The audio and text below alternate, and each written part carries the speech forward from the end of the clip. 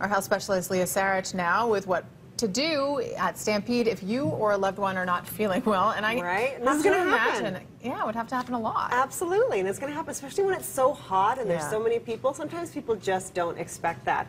So the bottom line is, though, like in any big city, you've got medical emergency personnel, and they're ready to go with whatever is required. And this is like a wide range of stuff they're going to see. So from blisters to new cowboy boots, right, that kind of thing, to heat stroke in the sun, but to the serious things, you know, like a heart attack or a stroke. These things can certainly happen.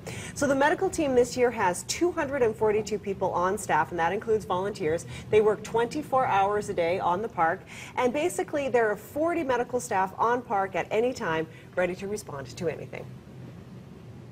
With the weather, mostly, and it's going to be hot this week, probably a little bit of heat stroke, dehydration, anything from blisters, cuts, bruises.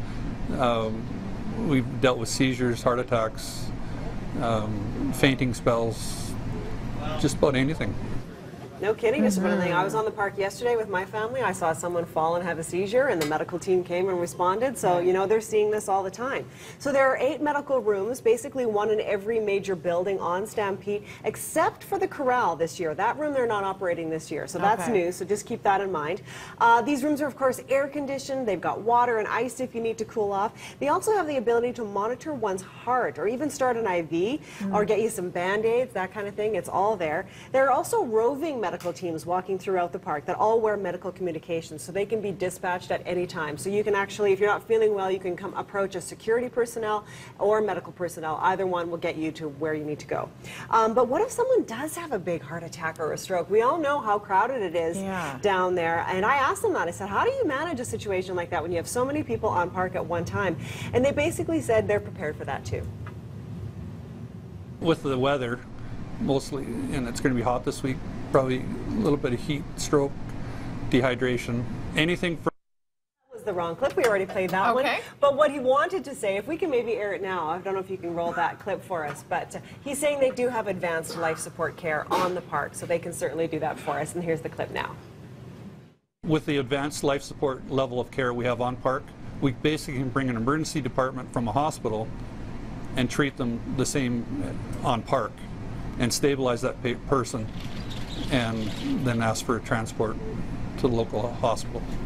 So they can do that. So they even have this mini ambulance that you're seeing here, which they can bring through the crowds to people, because it's quite small. They do need people to clear people away, but they can get this little mini ambulance to that person if they're in serious distress, stabilize them there, and then Alberta Health Services will have emergency vehicles on the back side of the park, and they'll use this mini ambulance to get them to the Alberta Health Services ambulances that are waiting behind the scenes, and then that'll transport them to hospital. And the bottom line is, though, is that the paramedics and the EMTs that they do have on park can administer some of those medications that are required right away. For example, if someone's having a stroke, they're going to need TPA, the clot-busting drug, right away to prevent damage to the brain, and they can do that actually on park. So that's good. So there you have those minutes accounted for when you're on park. The other thing to keep in mind, which is kind of new and exciting this year, is that in Weedickville, they have a Stampede Essential Store, which is basically a London Drugs right there on the park. So they've got everything that you might need. So, so if you might need some stomach problem stuff, or maybe some headache medicine, or even sunscreen or water, that's there for you as well. So that's a nice new option